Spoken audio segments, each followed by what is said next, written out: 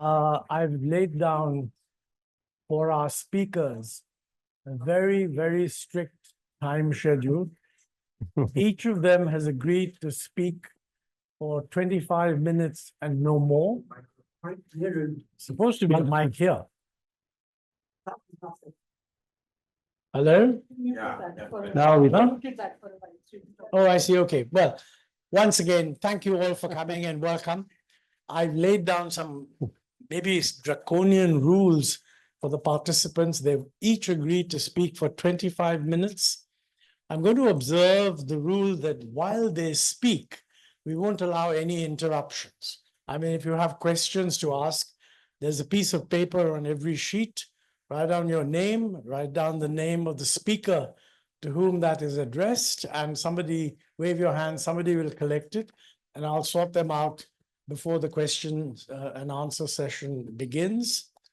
You know, we're focusing on employment trends and in related areas like quality of employment, female labor force participation rate, employment in different age groups, etc. And I've really tried to say that, look, this purpose of this session is not to build an entire narrative. It's to just get clear, why is it that people seem to have different views on has employment increased enough or not increased, what's happened to real wages, etc. And obviously, this is due to different sources of data, okay? And what I've tried to suggest to them is that the rules they follow for discussion will be firmly anchored in our own ancient Indian tradition and follow the Nyaya Sutras, which distinguish three types of discussion. One is just Vad, where knowledgeable people agree on the rules. The purpose of the discussion is to learn what's happening, not necessarily to win an argument, but let the audience understand what the issues are. The second is Jalpa, where the purpose is not to find out the facts. The purpose is to win your argument. I mean, that's what lawyers do. It's not your job to bring in what may be relevant for the other side. You just win your argument, but you must work logically. And the third form of discussion, well identified in the Nyaya Sutras, is Vitand. And that is just you insult anyone you want, what you see as TV anchors. Now, I mean, they, of course, would never indulge in the latter. But I've also urged them, don't focus too much on the Jalpa part, where you're putting forward a narrative and using the facts to defend the narrative. That can be quite complicated. This is an area where when I talk to people, they say, we're really confused. What is happening? Is employment increasing or not increasing? Is it terrible? Are real wages stagnant or not, etc.? So I think they will speak for 25 minutes. Each will have a presentation. We will stop the discussion at the end of it. I'll give some kind of a signal that your time is running out. And then we'll have a good question and answer session. So with those words, and maybe thank both Surjit and Santosh, as one of the members of the audience said to me that they're really happy that I have managed to get two of the principal contestants in this area to speak together. So you know that you're really seeing something quite valuable. People who will have different views and they will share them with you. So thank you all. Thank you for coming. And now, Santosh, you are going first. So all over to you. Right. I want to clarify whether I'm managing the slides or you are. I'm not, but you are. Would I have the laptop? Just a clicker. Okay. Yes. Great. Thank you. Well, thank you very much to CSEP for inviting me and for organizing this. This is very useful. Can it be heard? No, again, the line no. Better. I have my own stopwatch, I can assure you.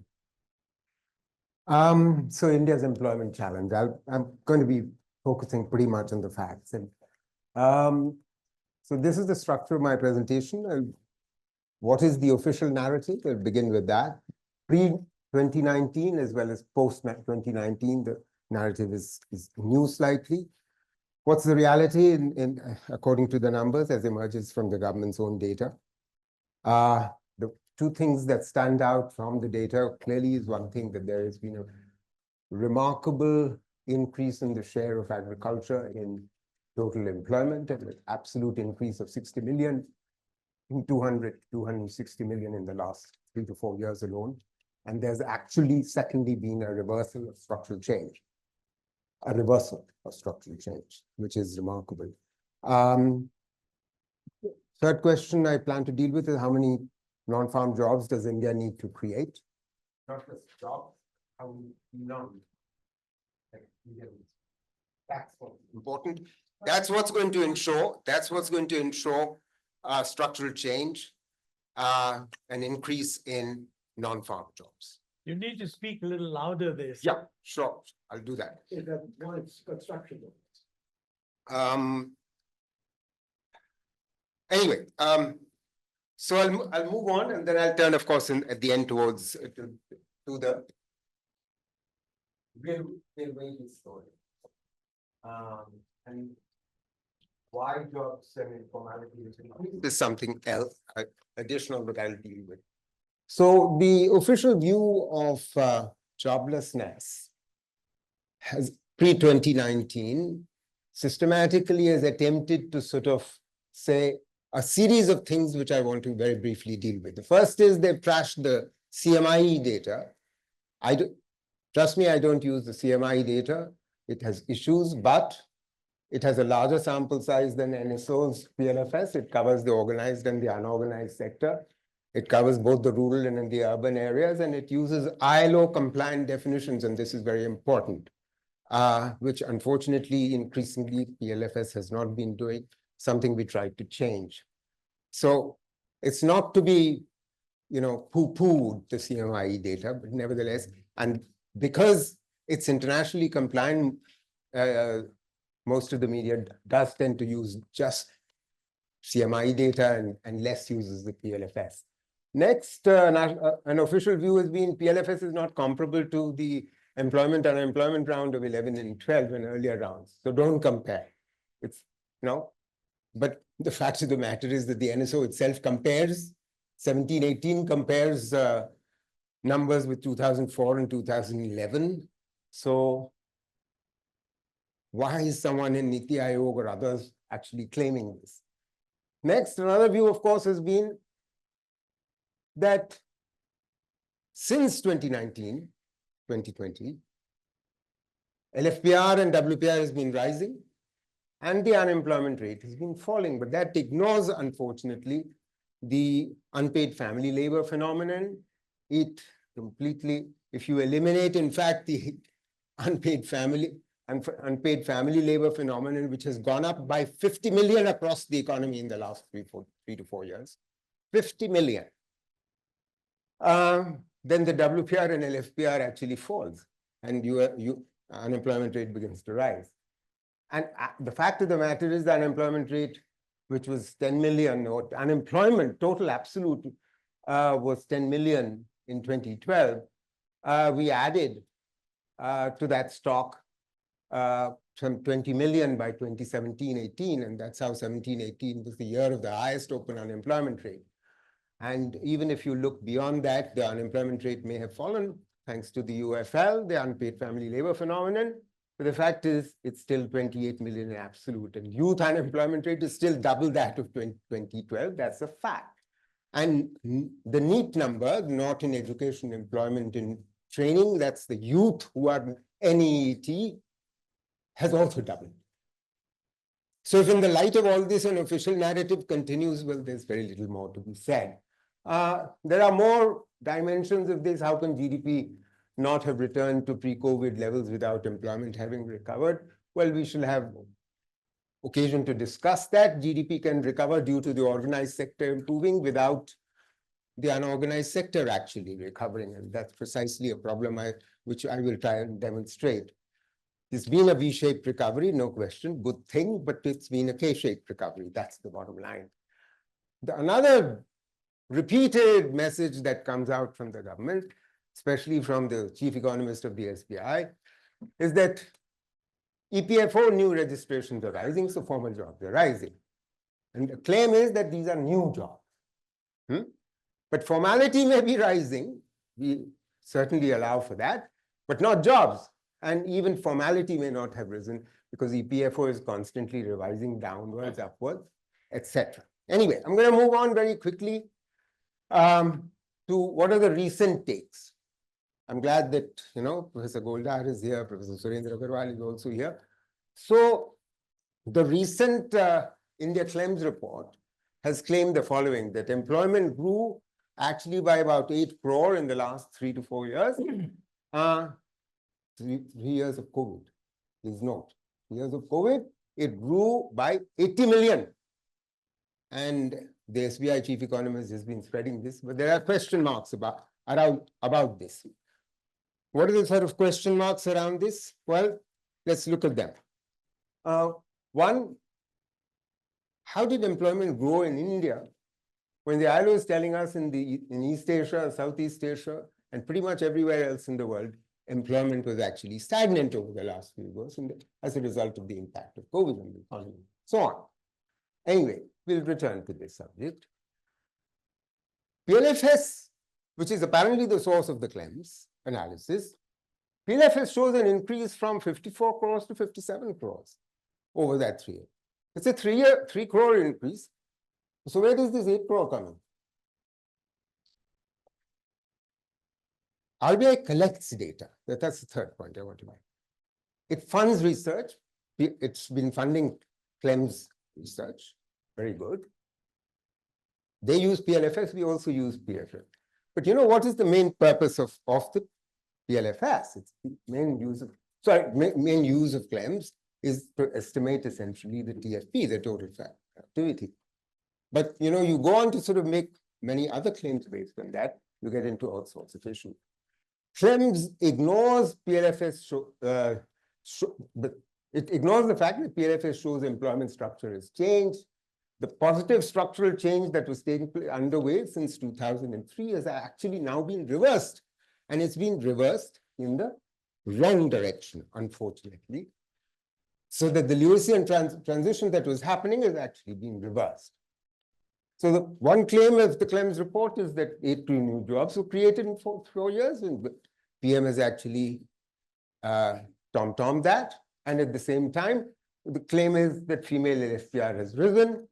But of course, it's mainly risen in agriculture. So let's just look a little bit further inside what's happening in respect of that. Right. The increase in agri workforce is seen as a rise in employment. Now, this is a point of view in the official point of view, which is essentially saying it doesn't matter which sector employment is increasing, even if it's in agriculture. 60 million workers increase in agriculture, complete reversal of structural change. You go from 200 million to 260 million, wonderful thing. Employment has increased. It's jobful growth.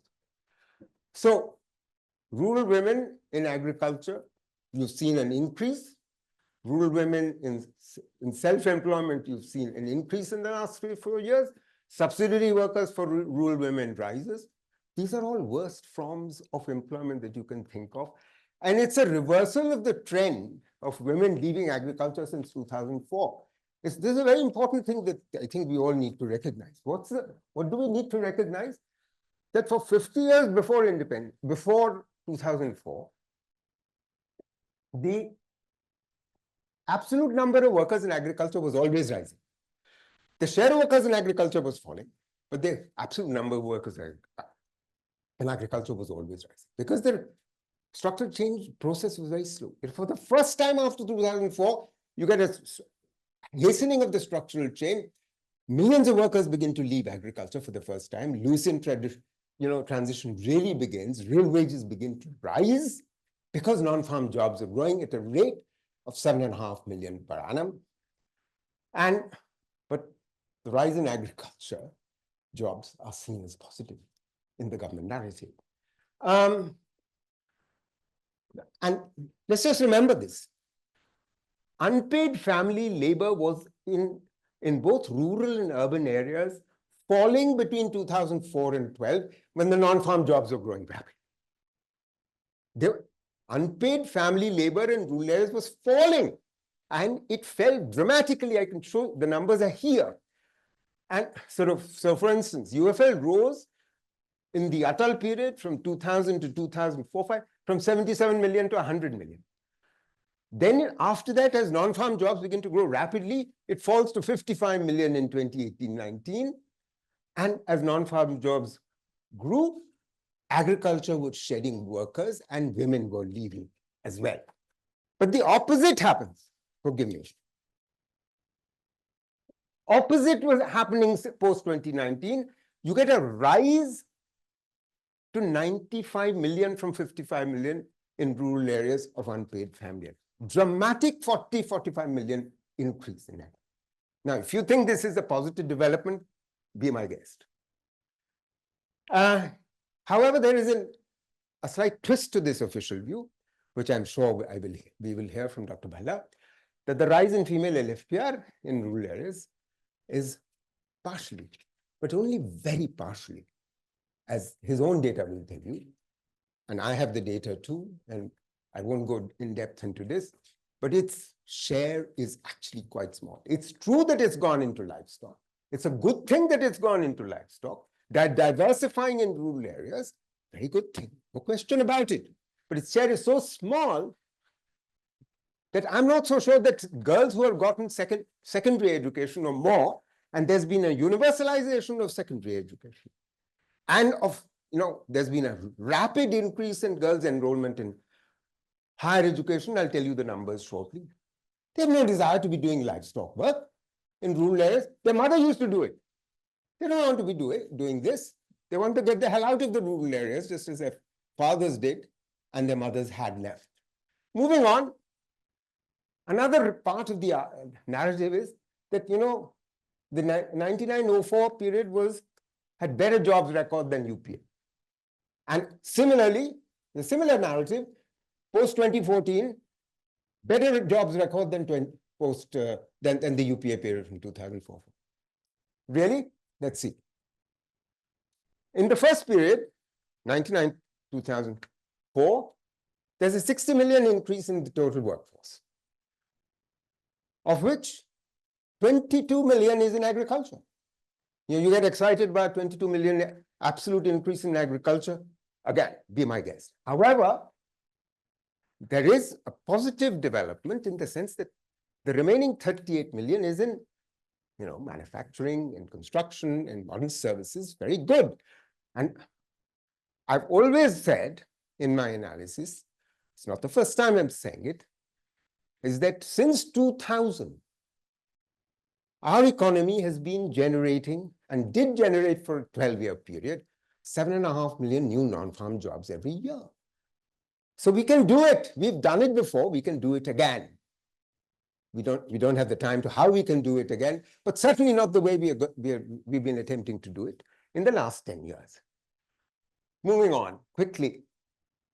Then there is the claim that, UPA jobs has been great, job creation rate has been very slow.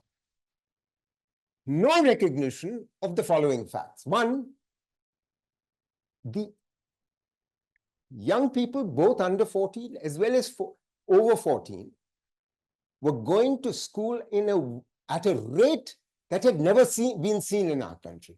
It's a positive development because what you got was universalization of primary enrollment.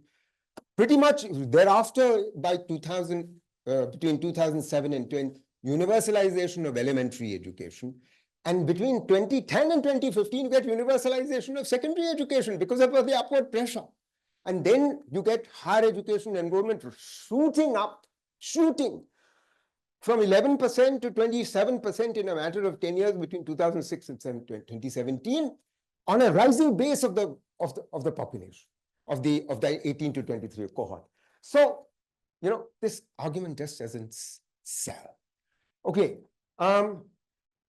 Most importantly, I want to remind you of the fact, moving on, for the first time in India's history, non-farm jobs began to increase at the rate of 7.5 million, that farm jobs actually fell in absolute terms.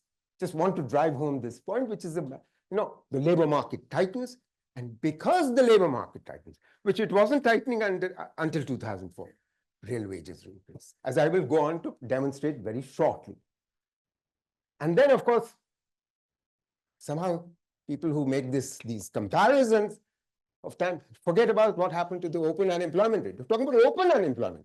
10 million in 2012 rises to 30 million in 17-18 because of the series of policy shocks, policy-induced shocks.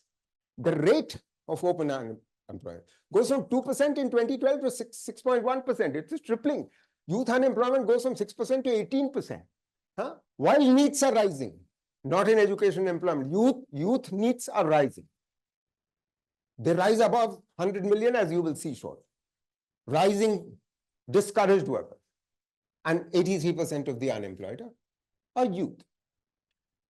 Then a final claim, of course, which is made is about the 2014-2024 period, is that yes, but the youth unemployment rate has fallen, and it's only confined to the period, the age group of 15 to 29.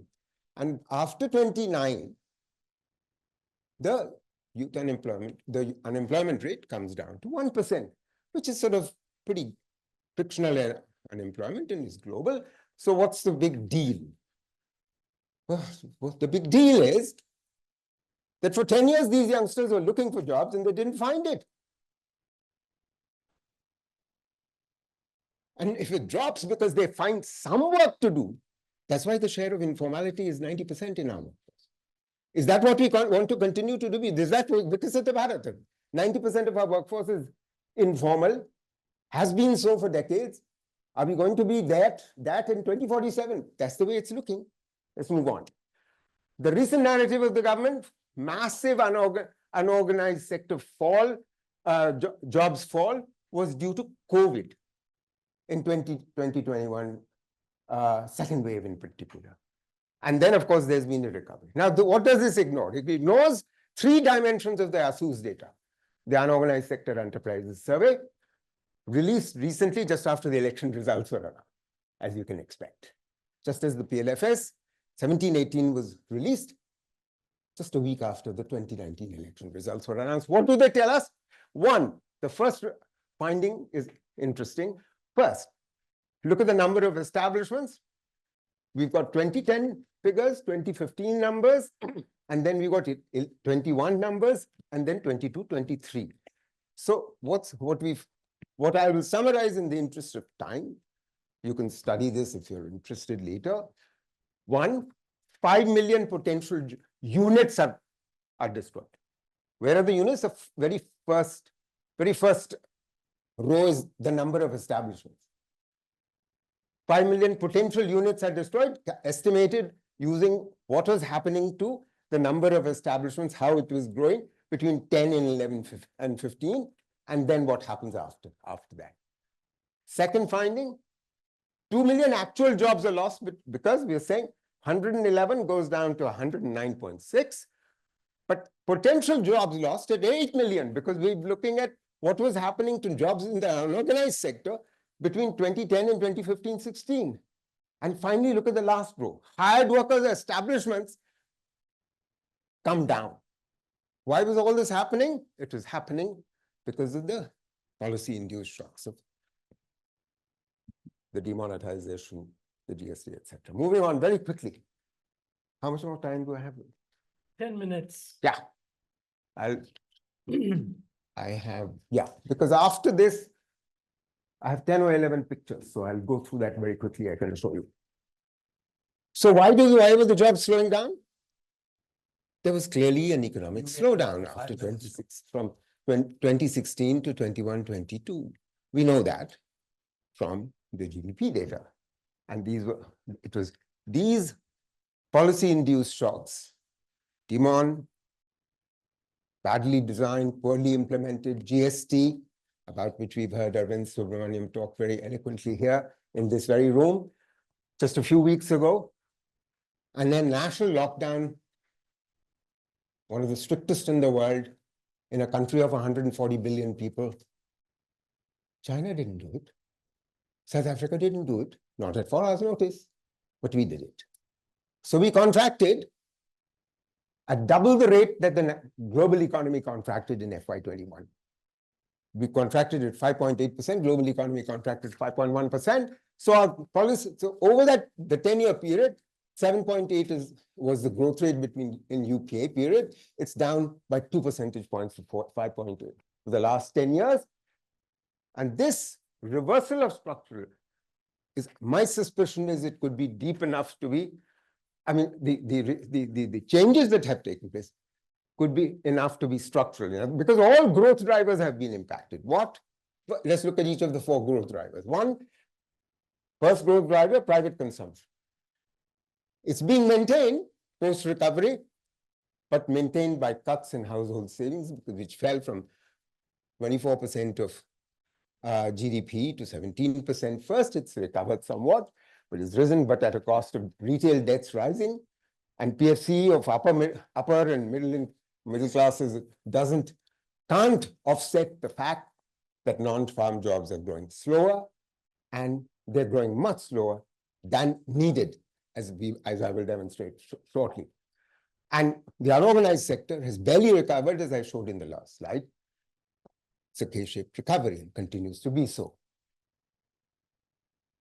GFCF, second driver, well, the average for the investment to GDP ratio in the last 10 years has been between 26 and 31%, in that range.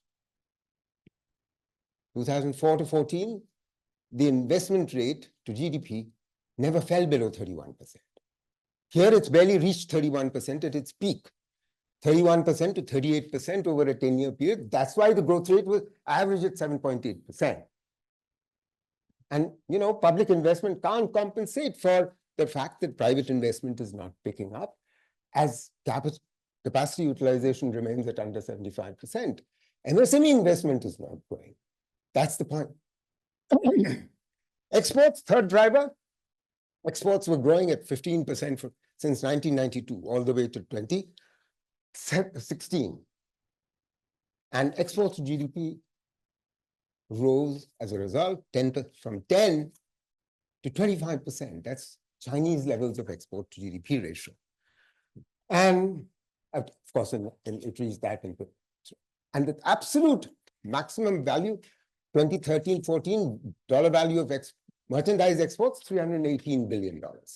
Never achieved again for the next 5 years. In the next 5 years after this government comes to power.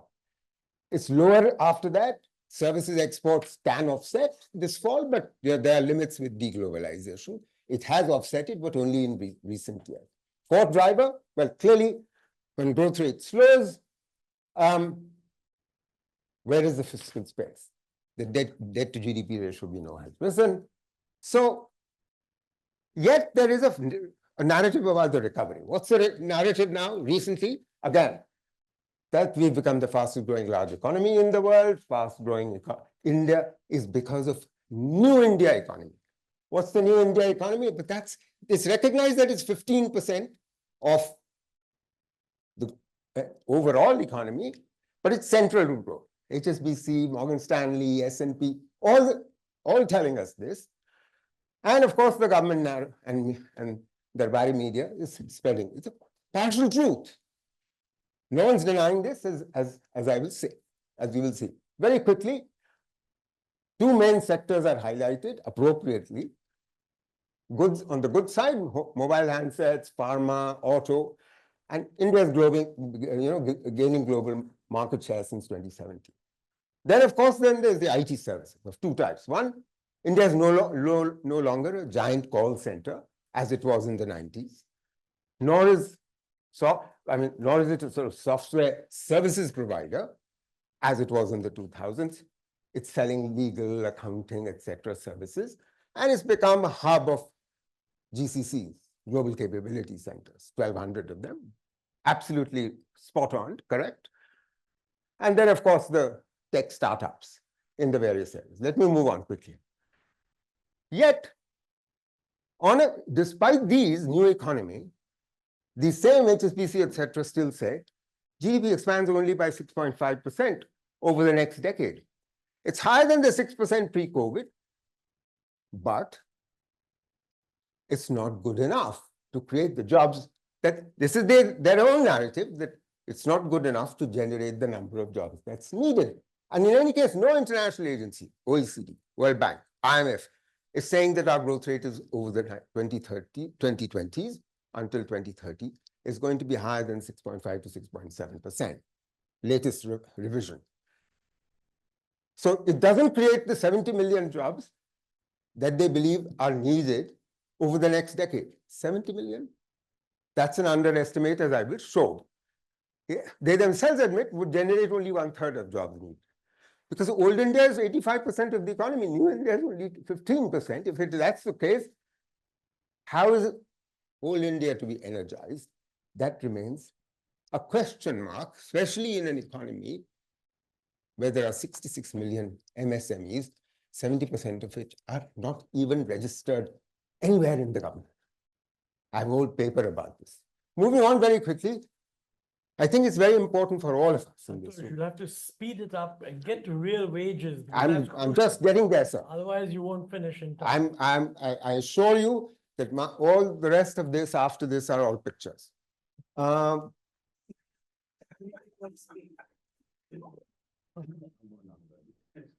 So, bottom line from this graph, our demographic dividend is ending in 15 years flat by 2040. Don't be misled by what Ajay Chibba told us. That's not the way it is.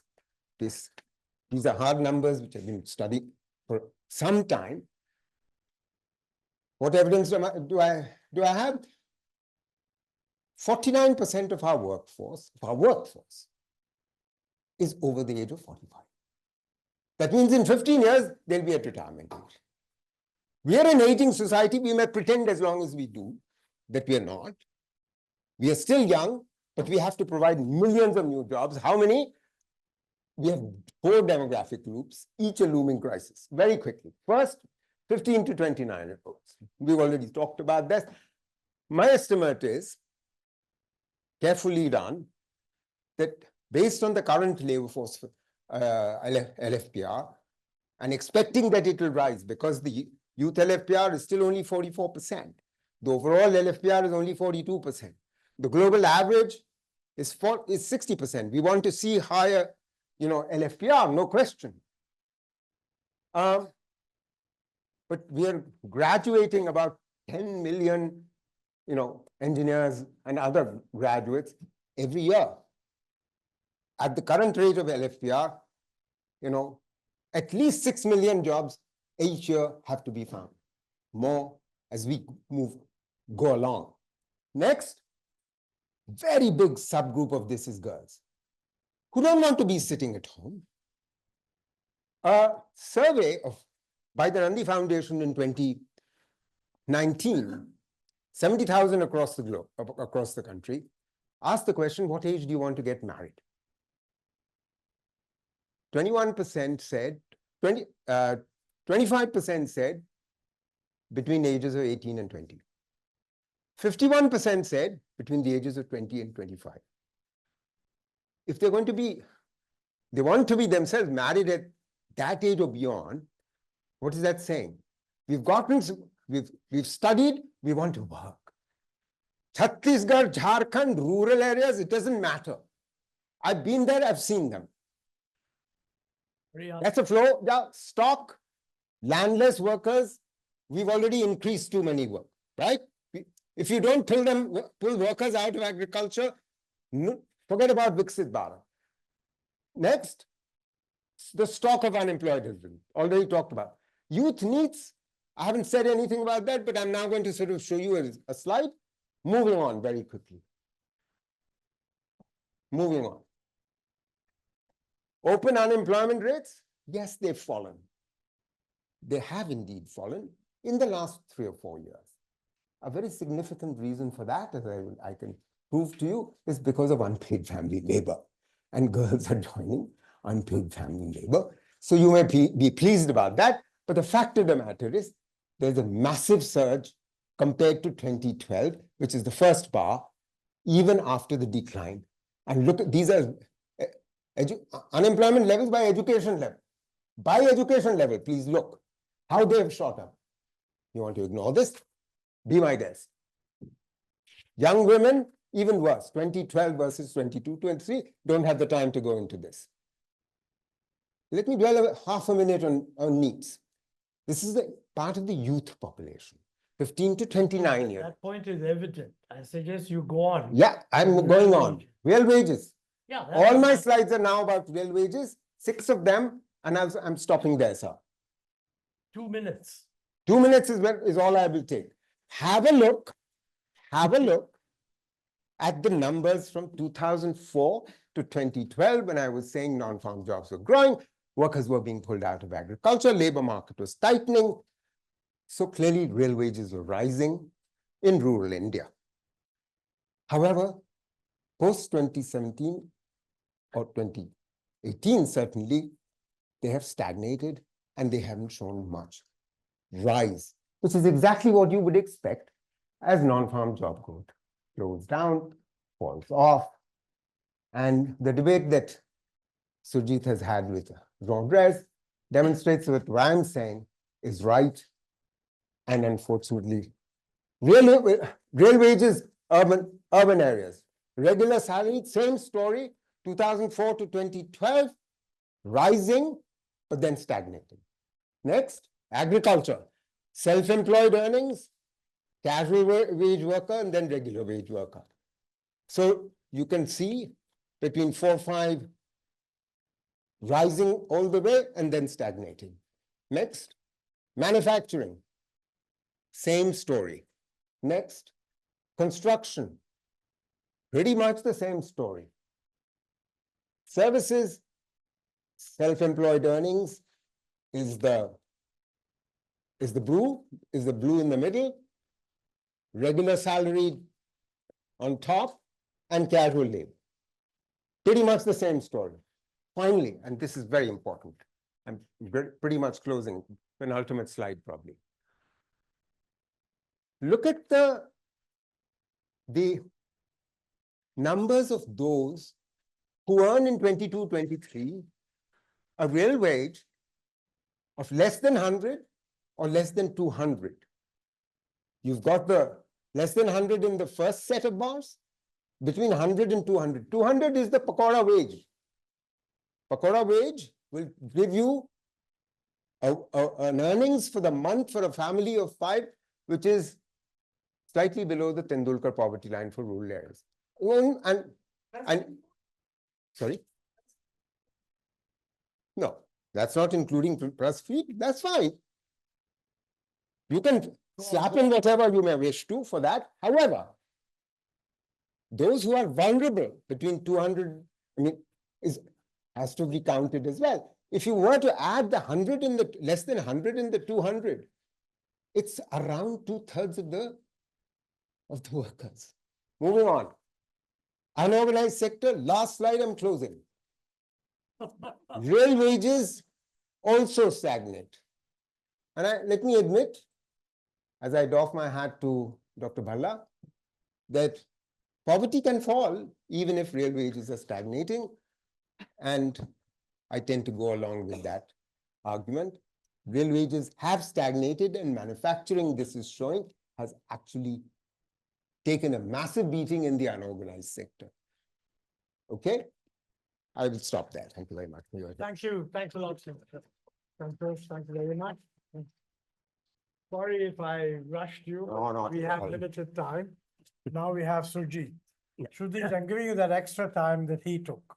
So it'll all be even. Okay? That will go past No. 5:15. Not 5:15. You get a little more than half an hour. Okay? Okay. May not need it, actually. Ah. Now we're talking.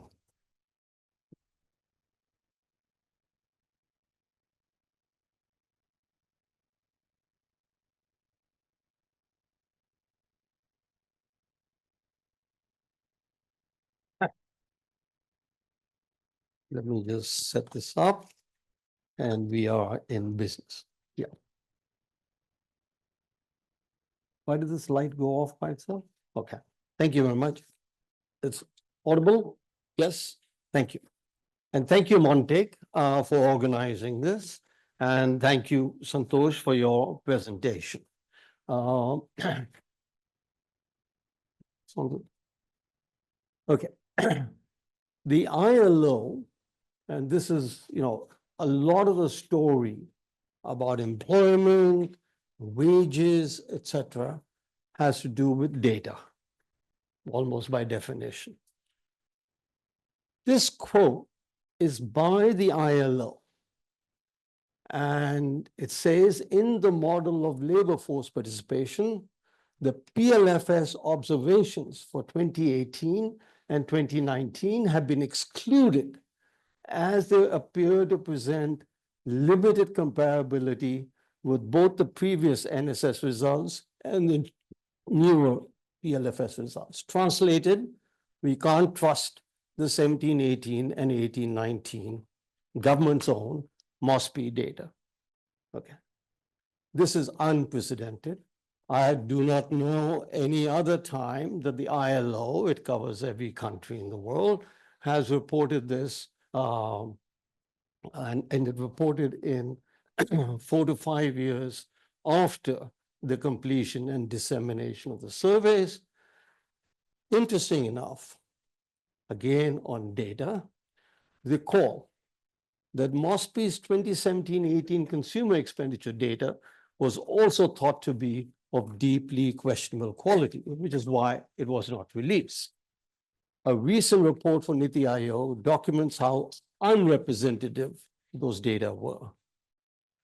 So we have to study this, and Montek, I suggest yet another seminar for you, that, how unprecedented it is that government's own surveys for 2 identical years are not representative of anything, okay? And they do not, and I think they do not reflect reality. Now, jobs. Everybody's talking about it. Geeta Gopinath, IMF's deputy MD, emphasized that India needs 60 to 148 million jobs between now and 2030. Simple translation, either it can be 9 million a year or 21 million a year. So let's just take 15 million a year. Now, the unfortunate reality is that people don't look at, or economists, who should be, the first thing they should be looking at is supply and demand, and don't look at the demographics. And the demographics are really suggest the following.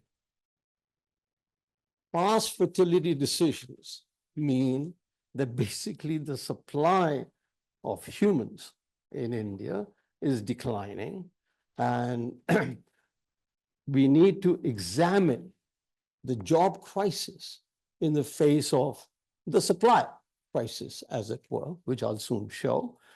IMF, Geeta Gopinath, 15 million jobs a year. Raghuram Rajan, 10 to 12 million jobs a year. What about the expected supply of labor? And I will soon talk about that. The claims data has been talked about, and note, it's only for the 23-24 extrapolation. They don't have the PLFS data. They come out with a very outlandish number that 47 million jobs were created. That's an extrapolation. That's a forecast, unlikely to be very real, as I think Santosh has also pointed out. And so therefore, the claims data, as well as the Penn World tables, these are the authoritative tables or whatever, what they have are authoritative figures on the labor market. They use a simple definition, the same definition for labor, not for the forecast, but when they analyze from 1983 onwards, the definition is very straightforward, greater than or equal to 15 years, and the usual status of employment. And this has been done from 1983 to now. So 22, 23 just discount, and I think Santosh also discounts, completely agree. That has nothing to do with the price of tomatoes. Okay, this is what a very important graph needs to be looked at. This looks at the supply. And notice, and the last bar, the years didn't come out here, but basically where the dark line and the blue line meet, etc., that's 22, 23. Which means that at that time, there were 10 million of working age 15 to 64 and working age. Whether they worked or not, irrelevant. There are only 10 million potential supply. So if everybody worked, it'd be 100% working participation rate, which obviously is not the case. At 60% and 70%, 80%, you get down to only 6 million jobs a year are needed. And we have distinguished experts saying 10 million, 12 million, 15 million jobs are needed. Where they will get it? It could be that we need to improve the structure of the jobs, etc., but you really cannot make humans that easily unless you allow a lot of migration into India. Okay, so just keep that in mind.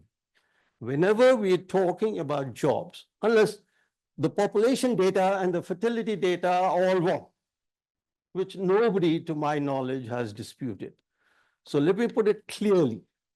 And let's take 70 million as the labor force participation rate for women.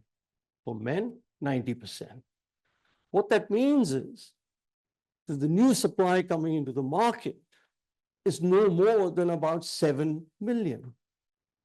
So we need to create 7 million jobs so that the unemployment rate doesn't go up. Now, if there's a stock of unemployed, then clearly for a few years, etc., you can have more than 7 million, 8 million, 9 million. But a long-term basis, that's all you need, okay?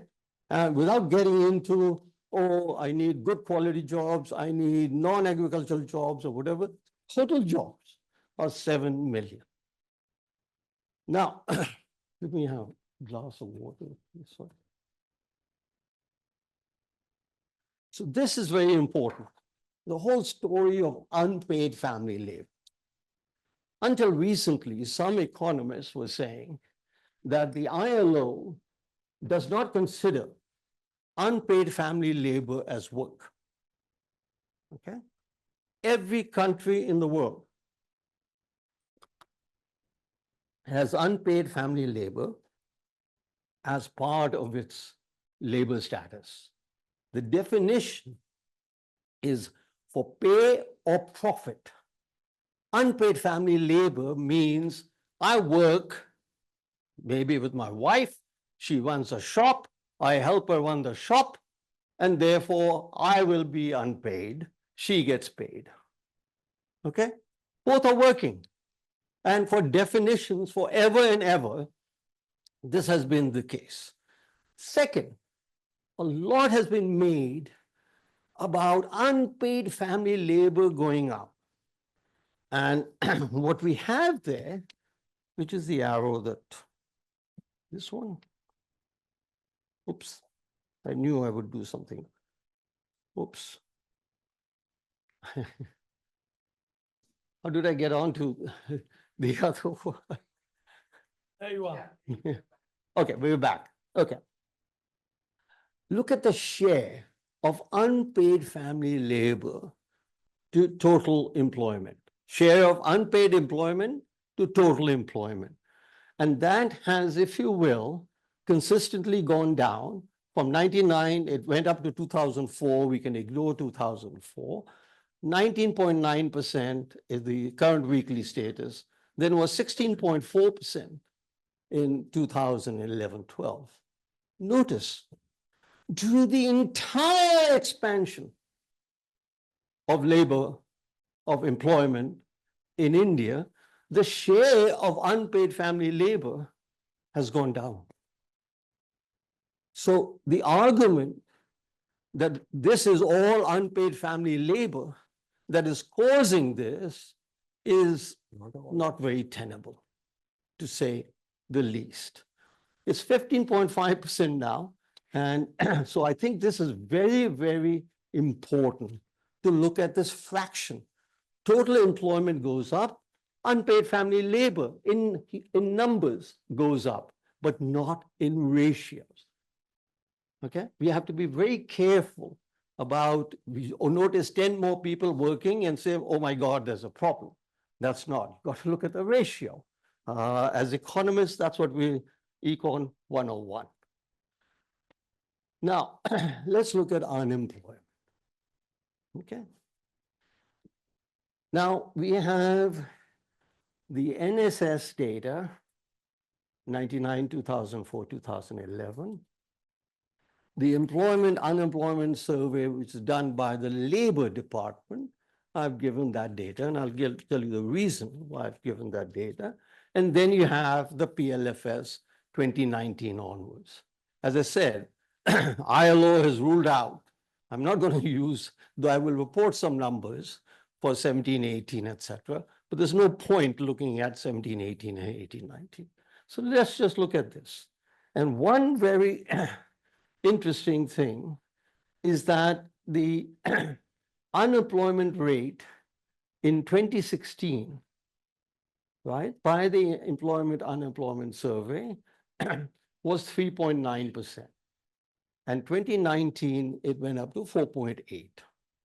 Okay. If you look at the other numbers, and remember in 17, 18, when the now defunct PLFS survey came out, there was a big hoo-ha, 6% unemployment in India, highest it's ever reached, etc. And at least the ILO thinks that that number is not very credible. I think that number is not very credible, but be that as it may. But that's what I suggested, that we need to investigate what the hell happened in 17, 18 and 18, 19, that the two surveys that MOSPI did, government did, it's not private. And incidentally, both the surveys closely match the CMI survey, but never mind, that's another story.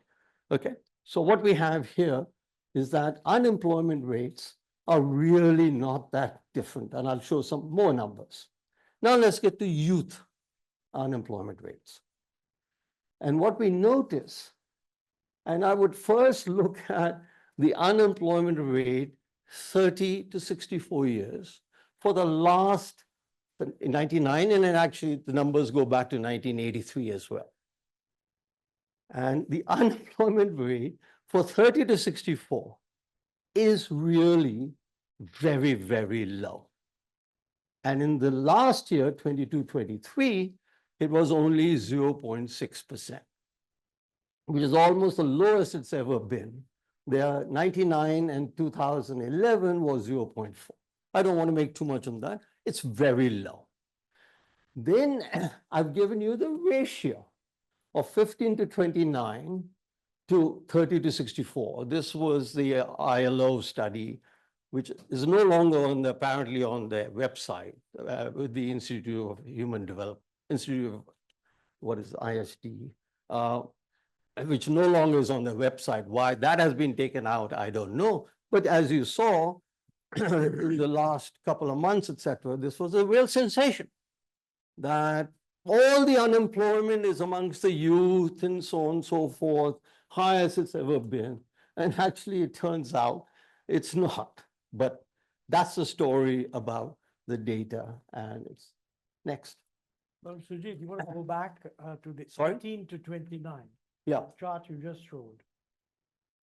15 to 29. Yeah, because you said 30 to 64 is very low. Yeah, But you missed the fact that in the 18 to 29, which Yeah. is kind of Yeah. youth really. yeah. It Oh, that I'll come to. Yeah, yes. Okay. It's high. I'm not saying, but look at the ratio is what I'm talking about here. But let's look at the 18 to 29, why it's high. And the story there is, I might as well cover it now. It's a story worldwide. has to do with unlimited supplies of skilled labor, which I'll come to in a minute, which I talked about earlier.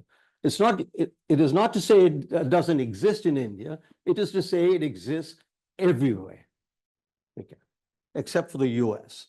Why US is such an exception, I don't know. Okay. Now let's look at cross-country. And Montek, this might answer some of your questions. There's 15 to 24 you asked, and the greater than or equal to 25. And this is actually a methodological question I have to all. And, you know, how do you compare? Same question that Montek was asking, everybody asked. How do you compare how India is doing with other countries? Now we can choose the topmost countries in whatever issue it is, in growth rates, and then say India is lower than that, almost by definition. We can choose the topmost country in employment, labor force participation rate, and say India is lower than that. And we can all play those games, okay? But this is not the occasion of playing games. I want to ask you, and later on you can comment, how do you evaluate how country X is performing relative to the world? Which means you need to have a comparator for the world. And each particular economic issue may have a different set of comparators. That's absolutely correct. For the case of labor markets, employment, we can't compare India with sub-Saharan Africa, and we can't compare India with the Western countries, almost by definition. So what I've done over here, and this is a joint paper with Peter Das and Karan Vaseem for the World Bank, and what we did was we looked at all of Latin America and all of Asia. Okay, seems like a very simple, straightforward comparison. How are we doing with respect to these countries? And when you do all of Asia, you take China out because it's a weighted average, and then you'll only get the China result. But anyway, so what we find then, that the usual, and I've given 3 years, 99, 2011, 22, and perhaps we can discuss why those 3 years, but let's concentrate on 2022. And what we have is that the unemployment rate in India, by the usual status, is 1.5% for ages greater than or equal to 25. And I've given 15 to 24 is higher, the point Montek noted, etc. It's 9% or 13.5%, depending on what definition you use. Let's look at the rest of the world. 15 to 24, the rest of the world is 11.2%. We are 9 according to CWS, which is the same definition as the rest of the world, and we are lower. And we are higher at 13.5% for a definition I prefer, which is usual status. But it's not, let's not quibble about 11 and 13.5. We're exactly where the rest of the world is. And the same story with greater than or equal to 25, and there we are actually less than the rest of the world.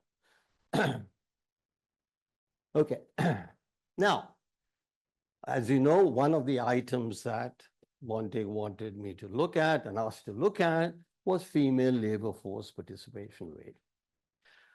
And rumor has been going around, led by CMIE, which is why CMI is not discussed, Santosh, is because they have female labor force participation rate at lower than Yemen and lower than Iraq and lower than any observation ever recorded in human and world history. That is why one doesn't look at the CMI data. Okay. So what I've got over here is, now I'll talk about, basically, I want to look at, and this is not labor force participation rate, this is actually wages. Another issue comes up. Women get paid less wages than men, etc. Let's look at advanced education. Ages 20 to 29, basically women have been earning the same as men, sometimes higher for most of those 20, 30 years. But let's say it's the same. 30 to 39 is also the same, and 40 and above is also the same. Male and females, men and women earn the same amount. However, let's look at intermediate education. And this is where the gaps occur. And as you can see, 40 and above intermediate education, the males were earning 40% more. And why that is the case, we can go into. But I think this is a progression, has to do with the quality of education, etc. Now, I only wanted to highlight that women now earn the same as men in India. Not the story. Now I could always use a comparator of the US, where the number is close to 10% after you adjust for all the human capital and so on and so forth. And many other countries it's high. Okay. Now we come to labor force participation. Women don't work in India. Okay. Female labor force participation, right? But I've reported men, women, and obviously all. And look at the number for 2022 all, and ages greater than or equal to 25. You know, the simple reason why you have to take ages greater than or equal to 25 is because of the big increase in education in India.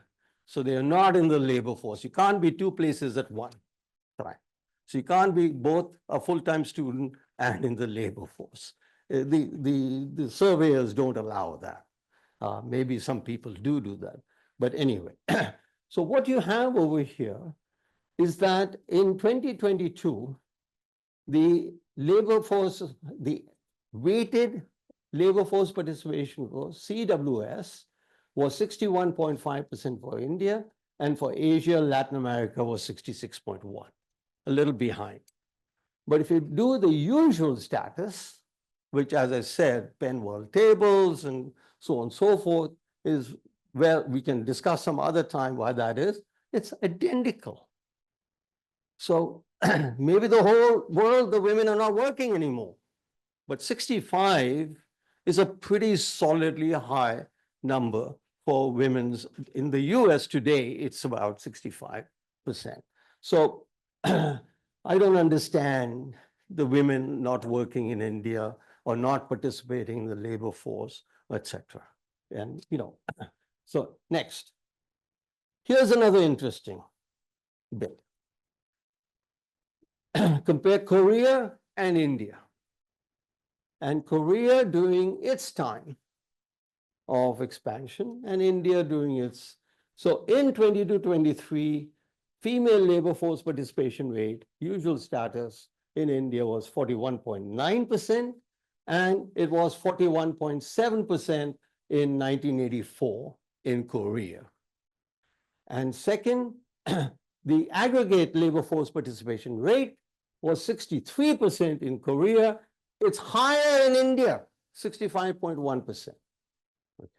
So let's be very careful before we damn either the data system or the women not working, staying at home. And this is where I completely agree with Santosh. What a few things we completely agree. They're not going to sit at home, twiddle their thumbs, okay? And they're not making babies anymore. So what else do you expect them to do? They are going out and working. And that, sorry for that comment on babies, but that is the big story about the transition in India and in the rest of the world. Fertility rates. You combine, and they are both are interrelated, fertility rates with education, you get a revolution. And that's the revolution India is in today. Structure of jobs. Okay. They're all in agriculture. They're not going up, etc. So I've divided, and actually the data comes out. You have to pour deep into the data. But basically, there's crop agriculture, which includes fruits and vegetables and what are called perennial crops. And there is mixed farming, which includes animal farming and others.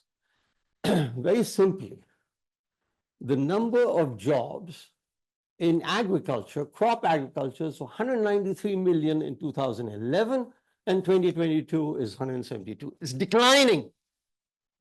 But, and the total may also be declining. I don't know, they've given you all. But mixed farming has gone up from 15 million to 60.1. And I think Beena Agarwal had a recent article, etc., where, this mixed farming and more productive methods, it's not as if that agriculture has to go down, employment in agriculture has to go down to zero. Now, real wages. Okay. This is PLFS and NSS data. Very simply, you have casual worker and salaried workers, as per the definition, starting in, as I said, 1983. And what you find, 2004 to 2011, casual workers was 5.5% per annum. Between 2019 and 22 is 5.4% per annum. And as I said, we're not using 17, 18 and 18, 19. For obvious. 20 is pretty representative here, The GDP slips below Yeah, 1%. let's keep it. Yeah, let's keep it for the thing. So you can take 19, you can take 20, you can take 21. This is the average rate of growth over those 4 years. It's not one particular year. So what you find is that salaried workers, this is like, again, another seminar perhaps sometime. This shows that really post 2011, salaried workers are not earning. And this is again, Montek, a global story. And this is what I called before, unlimited supplies of skilled labor. I'll just give you one statistic. In 1993, college graduates in the Western world were 50 million. And this was published in a book of 2017. College graduates in the rest of the world, which is like 6 billion versus 900 million, okay, was 50 million. In 22-23, college graduates in the Western world has gone up from something 50 to 65, 60, 65. In the rest of the world, it's gone up to more than 300 million. So this is a global problem, not just. You look at unemployment rates for educated in France, in Germany, in England, you pick your country and you will find that the unemployment rates are higher, or the earnings growth, sorry, is flat, if not declining. Okay, so basically, what was that? We're not in Kansas anymore, and we're not in New Delhi anymore. 2 minutes. The world has changed, absolutely. Now, real wages in rural India. A lot was made by the village level survey done by the labor department, etc. And they are the non-perennial rice wheat, etc. This was a debate that I had in the open pages of the Indian Express with Jean Dresse. And here, if you look at the NSS data versus the data, NSS PLFS data versus the data from the village level survey on wages, etc., that you find that things are very, very consistent and very comparable. Now, the last slide, Montek. This is also made, and I think Santosh made this point. 8 million graduates are entering the labor force every year. They pass out. India passes out 8 million graduates a year. And I showed earlier that basically the total supply of labor, or not labor, of working age population is close to 8 million. And there are 8 million graduates. Now, it's a very unreasonable assumption, to say the least, to assume that all those 8 million graduates enter the labor force. Because what else do you do? Well, they enroll in further education. Okay. Then you have, this is first one is past all levels of education. Now I'm looking at enroll. They pass from one level, go to the other, and that goes from 5.7 million are enrolled. Net potential entry into labor market, somewhere around 3 million. Then you look at the males have a much higher labor force participation rate. Let's make it universal, 95%. And then you do females, 70%, because they get married or they don't have as much entry into the labor force, less than the men, rising, but it's 70%. Whatever it is, you have the same number of people, pressure on the labor market from the education side, from the graduate side, is exactly the same as in 2011, despite a massive increase in education. Thank you very much. Thanks very much, Surjit. Well, I had said that if somebody had questions, they would be free to send them to me, but since no one has, I assume they are, bring it over.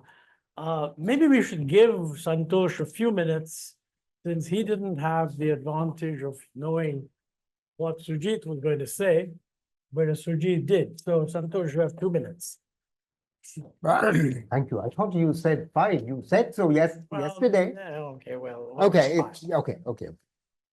I'm going to make 5 points, but Just very make it pithily. one after the other. Very pithily. First of all, not all of these workers in agriculture are unpaid family labor. I said it myself. It's only 15%.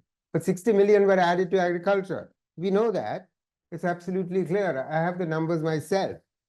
Of course, we're going to look at the ratio. That's precisely the point. The ratio has gone up from 42% to 45, 46%. Secondly, and I think this is very critical, you want to look at what these workers are doing in agriculture. I'll come back to this in a second. Secondly, where is the supply of workers we're being asked? So where are we getting, 10 to 12 million, and Geeta Gopinath is going overboard, and as everyone else. Well, I talked about 4 types of workers who need jobs, and they're clearly a looming crisis. You don't want to believe that. I'm not saying that the labor force participation rate of the graduates is going to be 80% to 90%, but it's at least going to get close to the global average. So what is the global average? Let's just remind ourselves. The overall LFPR in India, latest number, 42%. What's the world average? 60%. So clearly, we need to get our LFPR up. More people have to be providing jobs. And female LFPR, 28% in 22-23. The world average is way higher. Let's just look at youth LFPR. We are focusing on youth LFPR. You know what the world average of youth LFPR is? Well, for overall, it's 48%. For females, it's 49%. Where are we? Youth LFPR, 24.5. We are at half of the world average. We have no choice but to provide jobs to these girls who are all wanting jobs. They've all gotten better educated.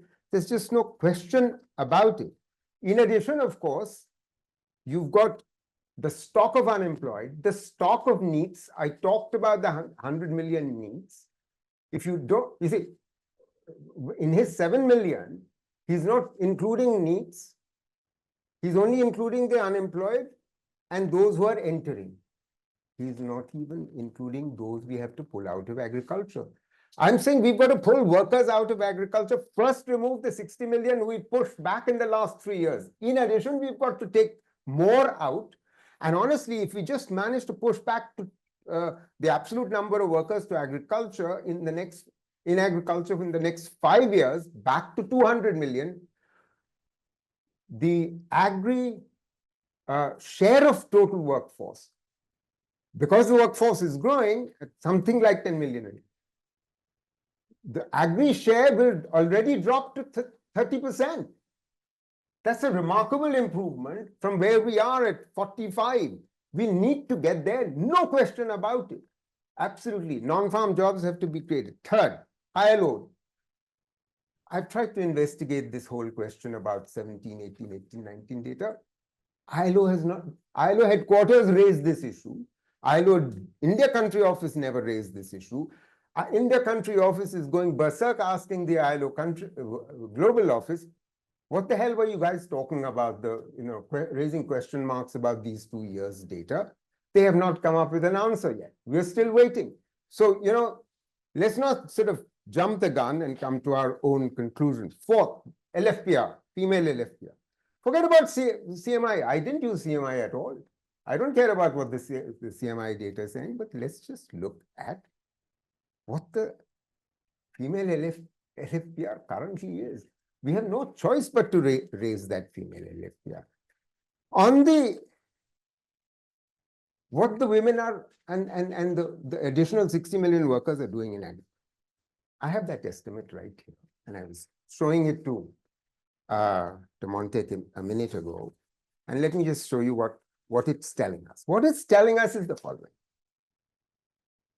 Yes, the share of livestock in total workforce in agriculture has gone up. It's gone up from, with the numbers has gone up from, in 2012, it was about 10 million, it's gone up to 23 million, 13 million.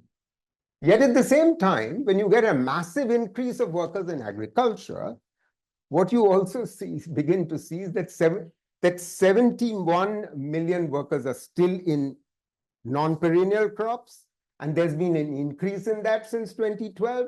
In perennial crops, there's been an increase. So, in other words, both perennial and non-perennial crops is seeing an increase. Because what the hell are they going to do? Their marginal productivity is pretty low as it is, was pretty low even when there were 200 million workers. They've gone back. They have precious little to do. Some of them are running little shops. So they're probably, and their wives are doing sort of livestock. So the fact of the matter is, we've got, I'm done. My 5 points are Okay, very good. Well, 2 questions have come from the floor. One addressed to Surjit and one addressed to Santosh. So I'm going to ask them to respond very briefly on each of these, and then we can, you want to ask a question? Bhutan? Okay. One from the third question. Tien, fourth question. Yeah. Quickly. Very quick. 2 questions. How does India compare to Asian and LA peers? And that begs the question, who is a peer? And that's what I try to address. You can choose China as your peer, or you can choose Vietnam as your peer, or you can choose Outer Mongolia as your peer. So I don't like playing those games of peers, but it is very important to establish a peer.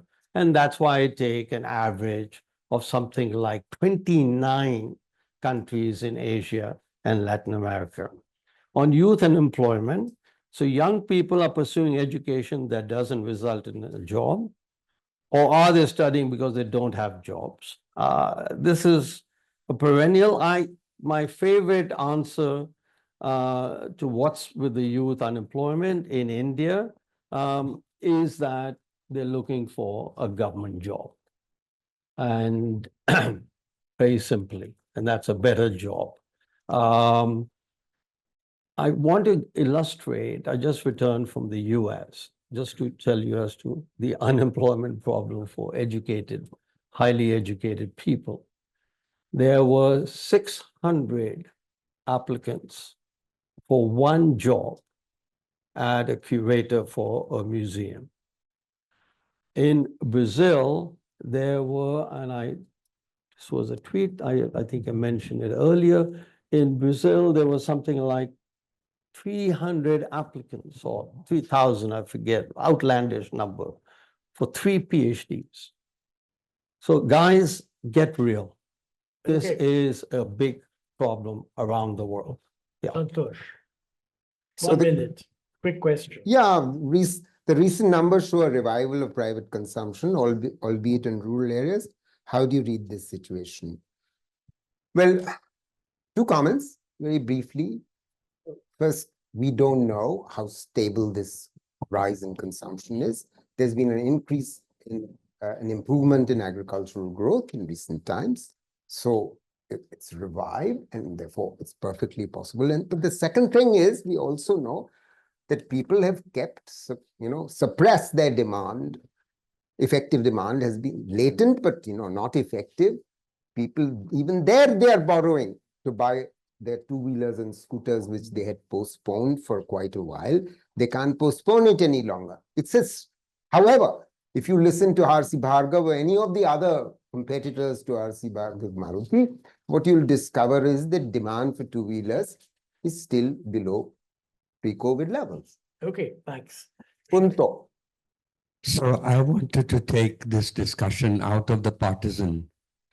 What happened in the Modi years versus what happened in the UPA years. I know. Well, all I'm trying to say is that since 1991, India's economy has grown at around 6%, just at 6% a year. Now, for a democracy, that's pretty good. However, as I think most of us are agreed, it has not created the jobs that 6% growth should have created. So it's a structural problem. And I think most of us also would agree that the problem is because we have not yet created an industrial revolution, which is to say that manufacturing has really let us down. Manufacturing is less than 15% of GDP, 11% of jobs, employment, and around 2% of exports of manufactured goods. So, I mean, from a policy point of view, all these numbers are fine, but looking at what we're going to do about this situation, the reality is that labor statistics, etc., are not really telling us the story, because we've known for a long time that our problem is not unemployment, our problem is underemployment. Too many people in agriculture, etc. So that's really kind of the direction in which I would have liked the debate to go to really solve that problem. I mean, when I wrote India Unbound, I thought we could actually skip the manufacturing stage because the IT was going gangbusters, and I thought, oh gosh, I mean, there we are. We'll skip it. I don't think any longer. Mea culpa. Okay. So that's my Yeah. Yeah. Yeah. My questions are to Surjit. I am not sure I understand your 7 million figure. I agree with you that some of the other numbers that you quoted from Gita Gopinath and maybe even maybe on the high side, but if you take the overall numbers, let's say from the census of 91 and a population of, I think, 850 million to today, about 1400, you've got an addition of 550 million people. And the whole argument about the demographic dividend is that the percentage of the population between 15 and 59 is increasing. So if your population has been increasing at more than 15 million a year, then your working age population should be increasing at more than that. If you take something like a 65% working age percentage, you're getting at least 10, 11 million. So I don't understand your 7 million, number one. Number two, your numbers on unpaid family labor, I think showed a, as a percentage of the total, showed a drop from what I remember of your table to 2018. And it climbed after that. It dropped to about 12%, if I remember right. And it's gone up subsequently to 15%. So you were looking at a decline from the starting point to the end point and saying there's a decline. But there was actually a sharper decline and then it increased. So you didn't address that issue. Well, listen, I've got some questions from the floor. Charan really made a comment, an interesting one. You asked a specific question, but I don't know if Surjit is going to add to that. But I just want to explain, the purpose, this is in response in a way to Charan's comment, that the purpose of this seminar was not to get into either the narrative or the future, which are very, very important. I'm quite happy, I'm sure CSEP would love to organize another seminar that would address those issues.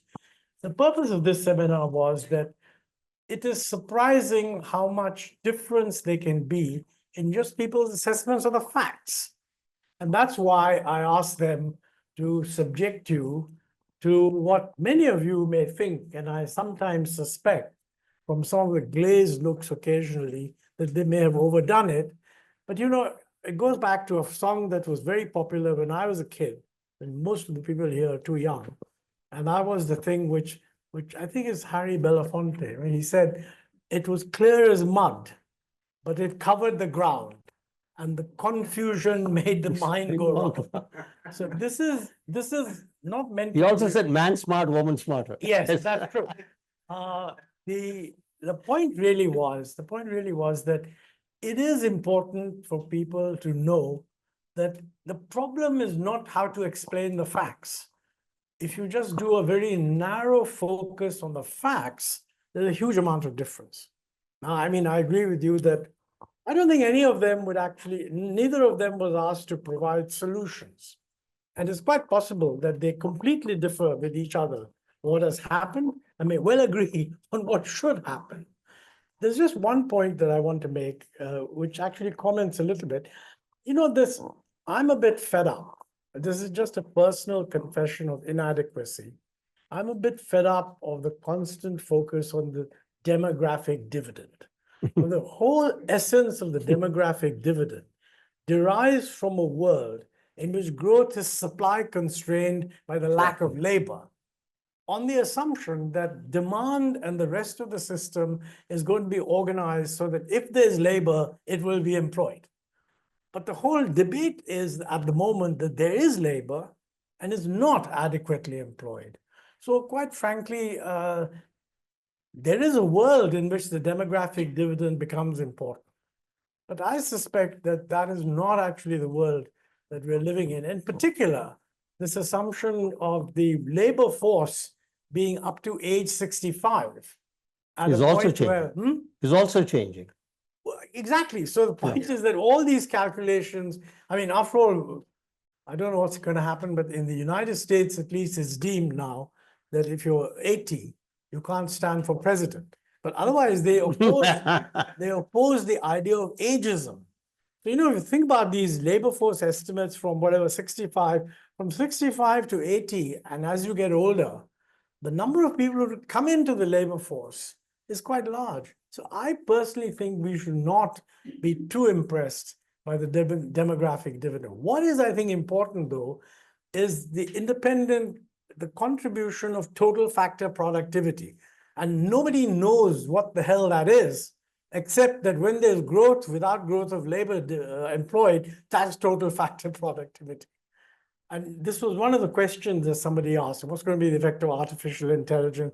Those are very complicated questions, not fair to pose it to them, because I think what they agreed to do was to share with you, I thought in quite a lot of detail, the challenge in getting clear about what the facts are.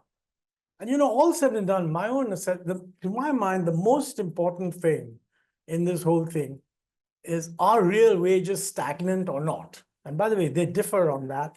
And in all probability, that's due to the choice of deflator.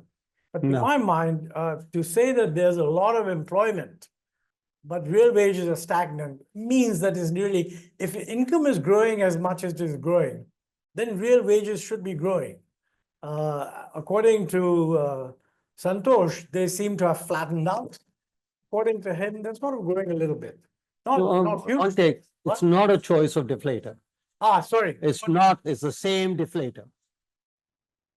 Lines resemble are completely identical to that which we periodically see in the Monetary Policy Committee report, Monetary Policy report of the World Exactly. Bank. Yeah. That's what enters the central bank's monetary Yeah. policy setting. It's not generally known that he's a secret monetarist. Obviously he is. So it's Sorry. not a Okay, choice, thank no, you. it's a very important, Yeah. it's very important to point out, it is not a choice of Okay. deflator. My We should mistake. find out what it is, but it is definitely not the choice of deflator. He's using the same deflator I am. I will tell you, I will give you a hint as to what it's likely. No, just tell us. Yeah, no. This came up in that slide that I showed on the argument or the debate I had with Jean Drez on agricultural wages, on exactly this. Now, what he had done was taken all India inflation. Okay, so that was, whereas in my case, I have taken the CPI in each state inflation. Deflator issue. So it's a relative price issue. So Bihar you are assuming Bihar has a much higher price level when it doesn't. So it's just plain wrong. Fair enough, fair enough, fair enough. Well, we're not going to finish this subject, but we are going to finish this session. We're about 2 minutes over time, for which I apologize, but thank you all for coming. And thank you both.